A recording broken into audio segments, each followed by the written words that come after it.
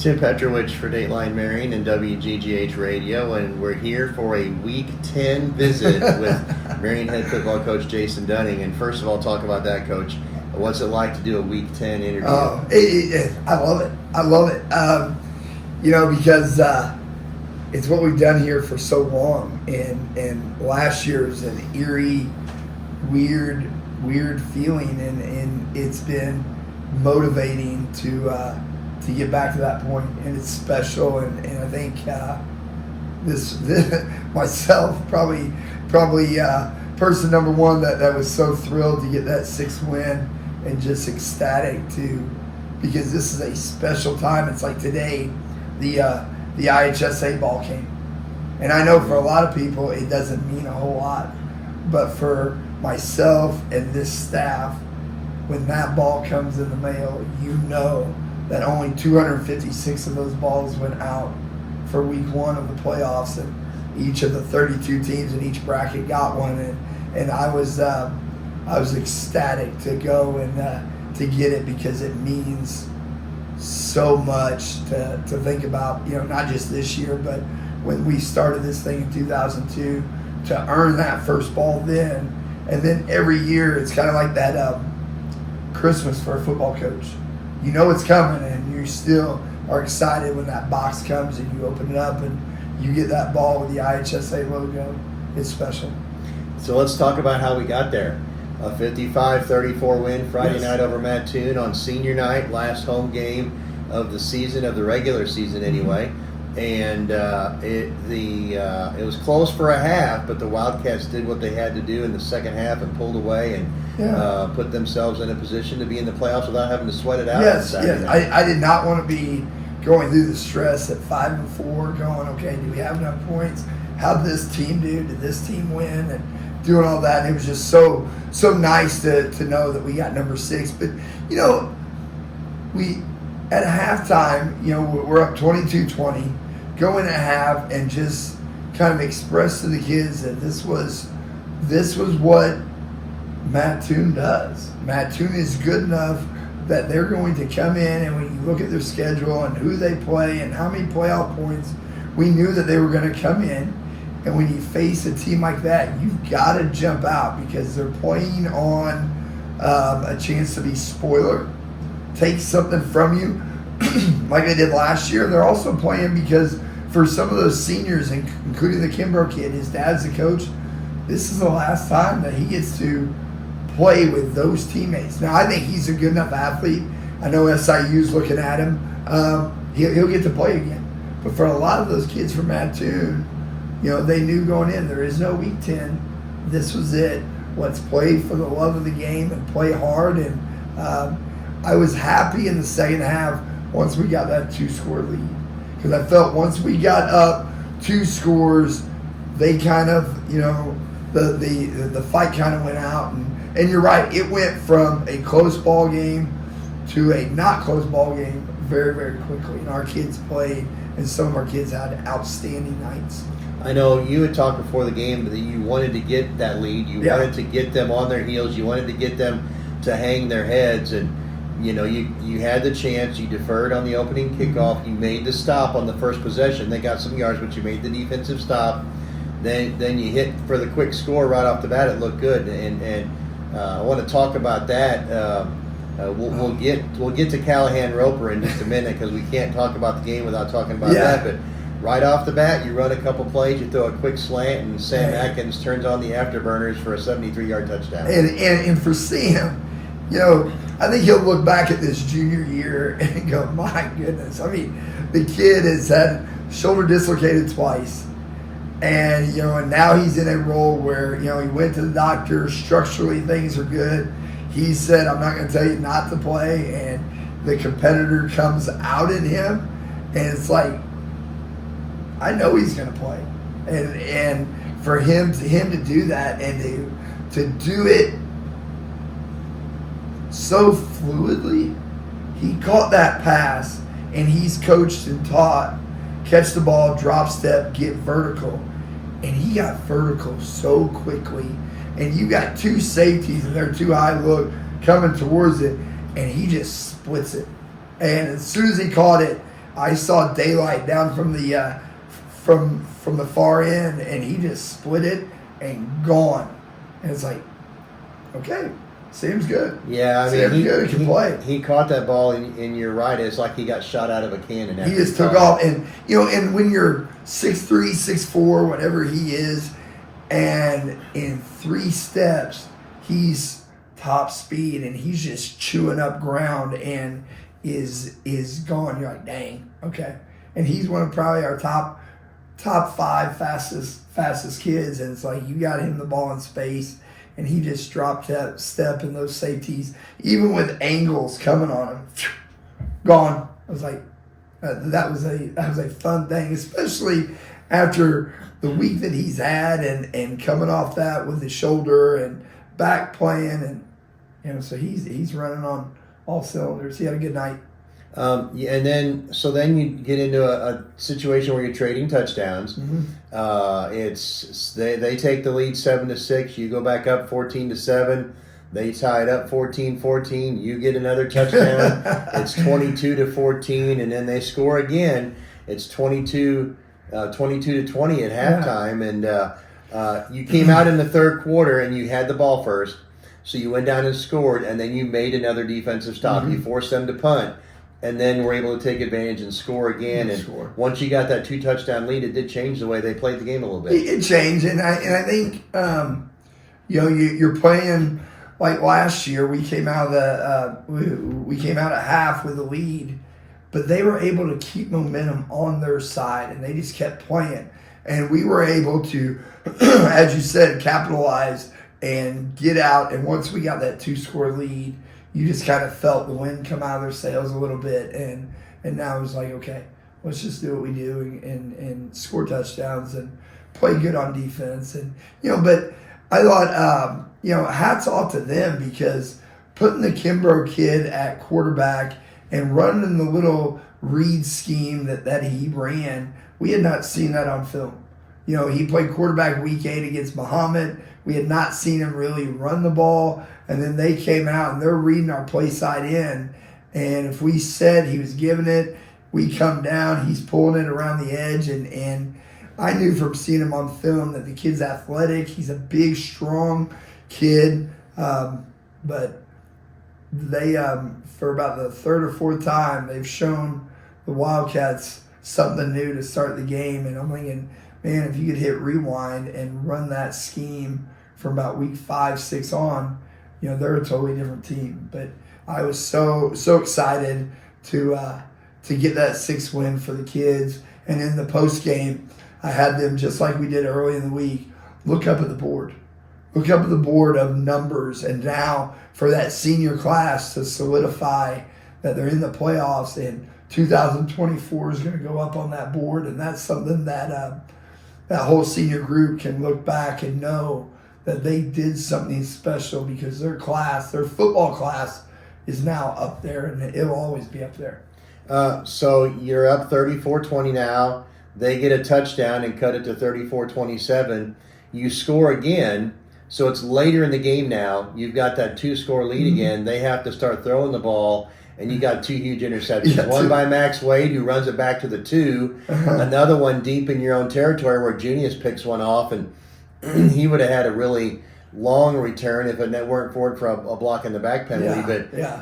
Those 2 interceptions, now all of a sudden you score after both of those, and now you've got it's 48-27. You're up by 3 scores, and it just changes. It winds up being 55-27. Yeah, and and I thought, and I kept telling the kids that once they fall behind, now they get away from what they want to do and what they're comfortable at. And now they've got to start throwing the ball. And yes, he's a great athlete, but he just, Max did a beautiful job of doing what he's coached to do. He's playing inside leverage. He just set on the route. And I thought he was going to go score. I'm like, as fast as you are, just run and dive for the pylon. But well, you know who got him, right? I'm sure it's Kimbrough. Yeah. Kimbrough got him. And that's something else that we coach and talk about, that whenever an interception is thrown, 2 things have to happen. One, you got to get the ball to the numbers, So we talked about it afterwards. You got to get the ball to the numbers. That way, as a runner, you've got a two-way go. Max got the ball and took it off to the sideline. Well, now you run yourself out of room. You don't have a two-way go. You can only cut back in. And the second thing is you have to get the quarterback blocked because he is the first offensive player that saw the interception. And we were just so ecstatic, and we forgot to block probably their best dude on the field, and he made a play, but Max was close. But, we keep preaching. You play the game hard, good things happen. And then Junius's pick, I went back and watched it 3 or 4 times. I still don't know how he caught it. He wasn't the guy in coverage. He was the guy. He just came over like a safety. He just came over and jumped up and I said, snagged it. I said, why'd you play it like that? That's completely opposite of how we're supposed to play it. And he said, I heard their coach yelling, throw it deep. And he said he was the only deep guy. He was the only deep guy, so he took off. And when Junius decides to play, he can elevate and go to a level that a lot of other kids can't. And if you go back and just watch him track the ball, he tracks it and just takes off and covers a lot of ground. But yeah, I was happy he got a big interception. Callahan Roper. These are really good numbers, okay? 20 for 26 and 361 yards. Those are really good numbers. Now throw in 7 touchdowns, which is a new school record, and by the way, puts Callahan on the list, the IHSA list among the leaders in touchdowns in a single game in the state. 9 is the state record, and there's a whole bunch of guys tied with 7, but he's on that list now. He's on that list, and and as a coach, and especially one that is still the D coordinator, and you're focused on that side of the ball, it didn't dawn on me until they said it, because I don't. Okay, we go score. Hey, we're up. A lot of times I'm on the iPad or I'm coaching a kid or we're doing something, and usually it's the guy up top. Hey, we scored. Okay, here we go. And I'm just already thinking about numbers and what we're going to do. And but man, I'm happy for that kid because he is the true definition of a quarterback, because he constantly is thinking about the game, watching the game. Coach Benoit has said several times that he thinks Callahan can take and call his own drive down the field because he understands the game and he understands where the ball has to be thrown. And, sometimes with some of Cal's best throws are when he just throws the ball away. But he understands, and he is truly playing quarterback, and just ecstatic that he has he had a game to really special and put up big numbers and throw completions and move the ball. You throw 20 completions in a ball game, that's a big night. And then you have huge plays like the one to Sam that takes up chunks of yardage. But I'm happy for Callahan. He's a true, and the best part is he's coming back. He's a junior. He's a junior coming back. So the 7 touchdowns, it was just all varieties. And we talked about the slant pass, the first one to Sam.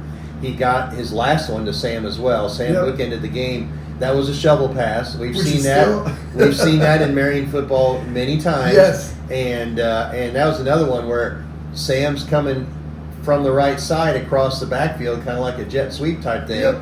It's a forward jet sweep basically. But when Sam caught the ball, he just turned 90 degrees instantly and went straight up the middle, because that's where the hole was, and went to the end zone. But then Cal also had the deep ball to Aiden Pickles, and maybe the best pass I thought he threw was a little screen to Blake Winters, and it's where Winters went to the middle of the field, and then he went to the outside, and there was somebody out there on the left, Junius or somebody else, and Cal threw it, and I thought that's who he was throwing it to. And then all of a sudden, Winters just pops out from behind the defense, catches it, and he's going for a touchdown. It was such a beautiful throw because he threw it right where he knew Winters was going to be. And he just got a natural touch on the ball, and he understands sometimes the arm angle you got to change, and he'll drop it off. But yeah, his vision, and I think, and I used this term last year with him.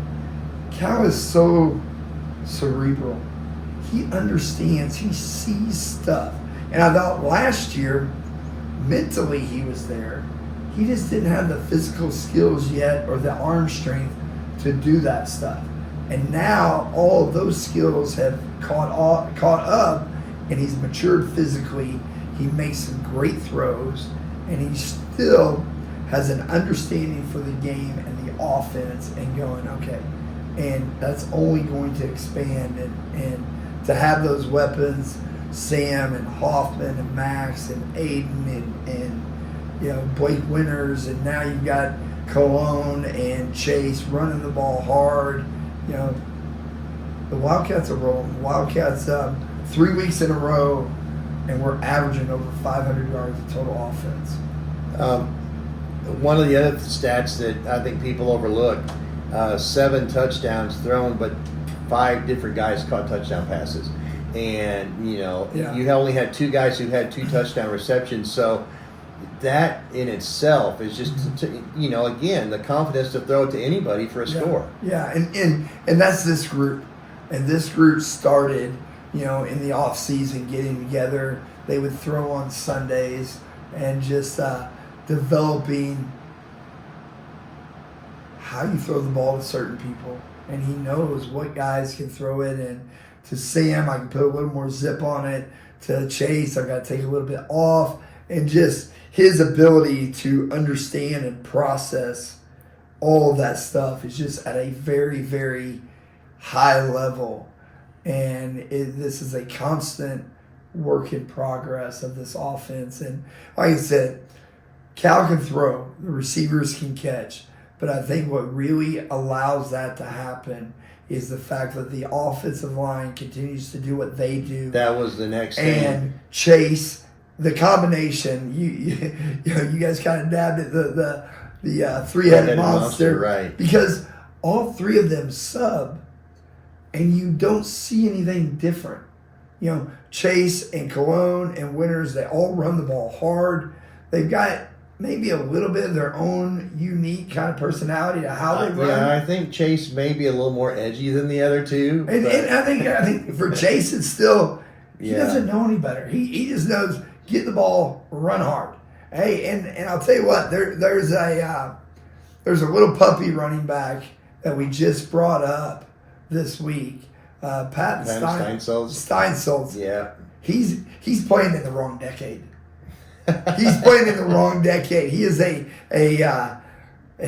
Tommy Riggins type fullback, Mike Allstott fullback type that has a little bit of speed. He's not probably quite as fast as Blake or Chase, but he's probably right there with Cologne.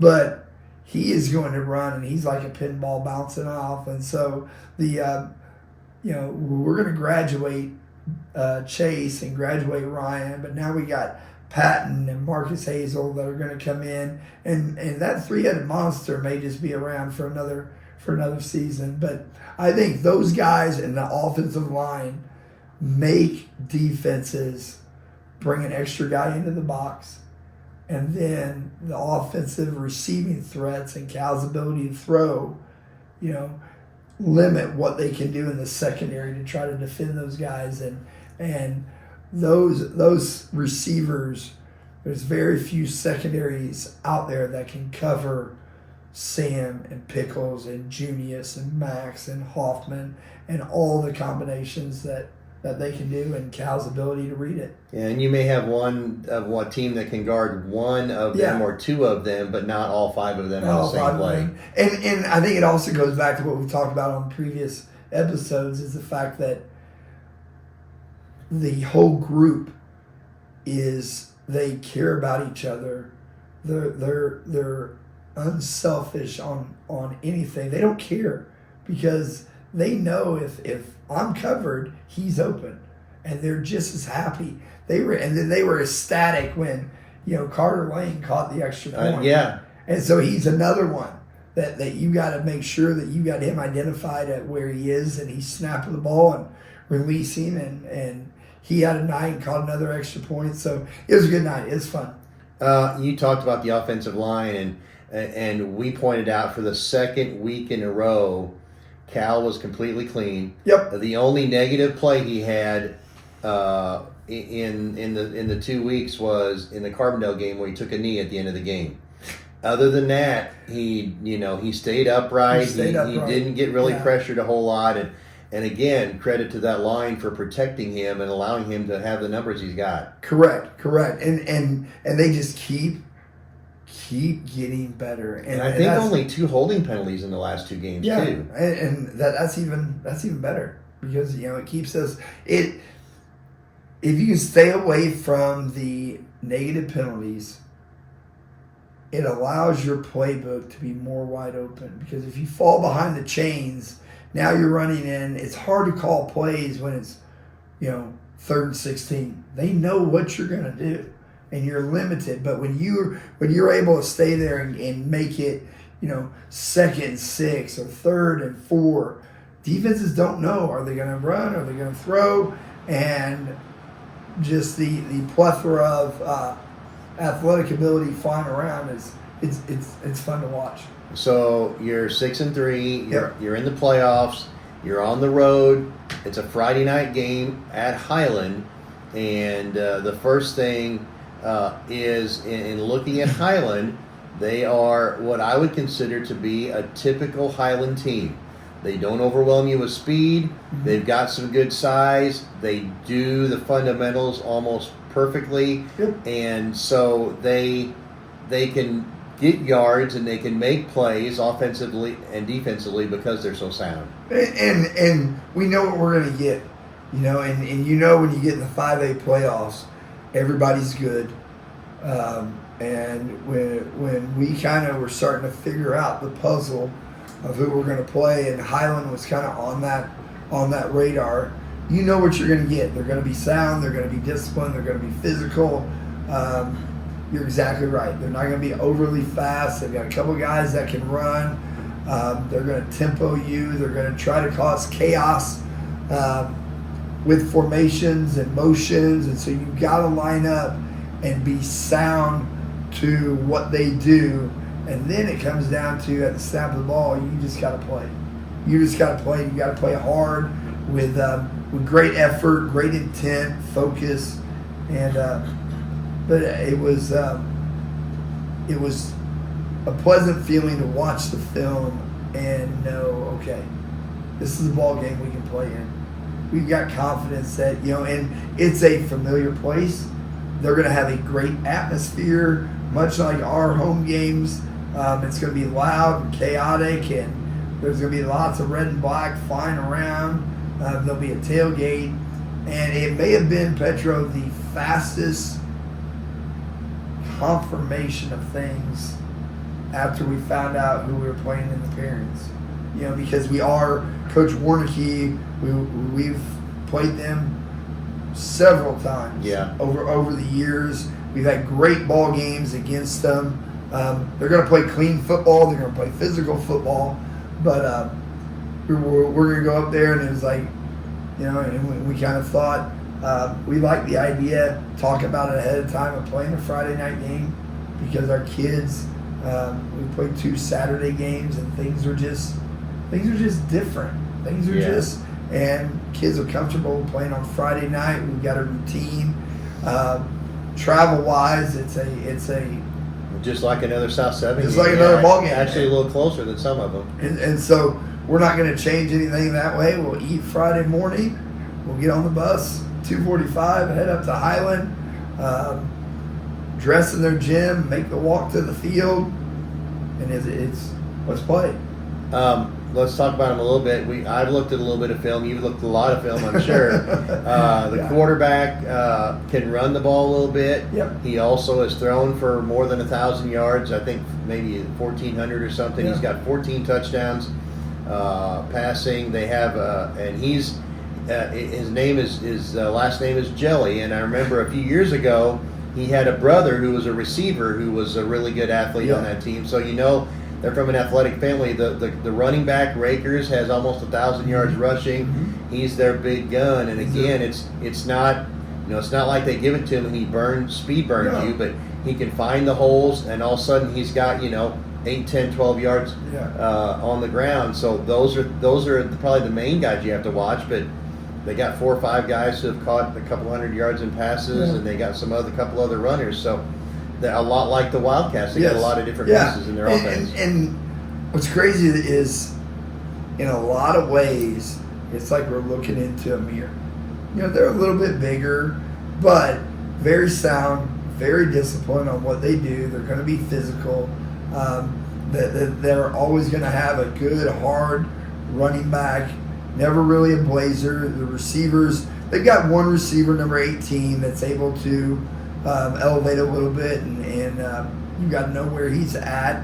But they're going to, especially early, and I keep trying to express it to the kids, that they're going to try to overwhelm us with tempo and formations. And so we're trying to employ a lot of different strategies this week in preparation to place an emphasis on the ability to get a line correctly and know what our assignment is, and then snap the ball. Let's play football. But I mean, they've had some. You know, I was glad that I did not see a Sam Laporta. I was going to ask that. No Sam Laporta. No Sam Laporta running around and not having the quarterback that felt like he was there for 8 years. But no, it's a great game. I'm excited about the game. I'm excited about the venue. You know, do I wish it was at home? Yes, but it's a place that we've been to so many times that we don't go in there, and I don't think our kids will go in there and be awestruck about the sounds and the atmosphere, and they got a beautiful turf surface, and it's gonna be a fun ball game.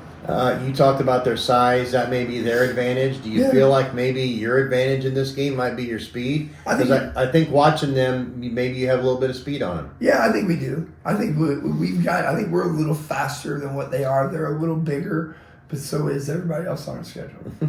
You know, so that's not a shocker. But I think the Wildcats are going to have to play sound. They want to try to get some easy touchdowns off of schemes and moving guys around, and you lose sight. And it'll be Coach Warnicki does a tremendous job, and it's a game that the Wildcats will be excited to go play. So what about the health? I mean, I saw I think a couple of guys who were in street clothes Friday night, but most of the key players are eligible. Yeah, I think the only one is Cayenne. You know, he's still, that ankle is still problematic, and you know, it is what it is, and he's I think kind of ready to start prepping for basketball. You know, that it's just the time frame. The time frame isn't in the cards to. And it's not worth the risk of him trying to hobble around at 75 or 80%. So he's really about the only one that we don't have, and we've won games and not had him. So it's not like it's overall shocker that he's not playing. All right. Well, it's on the road Friday night at Highland, 7:00 kickoff, and the Wildcats will let's try to get back here for week 11. What do you say? Oh, I would love it. I would love it, because the good thing is, and we kind of told the kids, that either way, the Wildcats are at home in week 11. Either way, if Morris wins, they're a lower seed, so they come to our place. If Triad wins, they just hosted a home game, so they will come to our place based on the IHSA format. And so I would love to have a Saturday afternoon game at Wildcat Stadium playing in the second round, but we got to get through Highland first. All right, so it'll be Friday night at 7. That's Marion head football coach Jason Dunning. For Dateline Marion and WGGH Radio, I'm Tim Petrowich.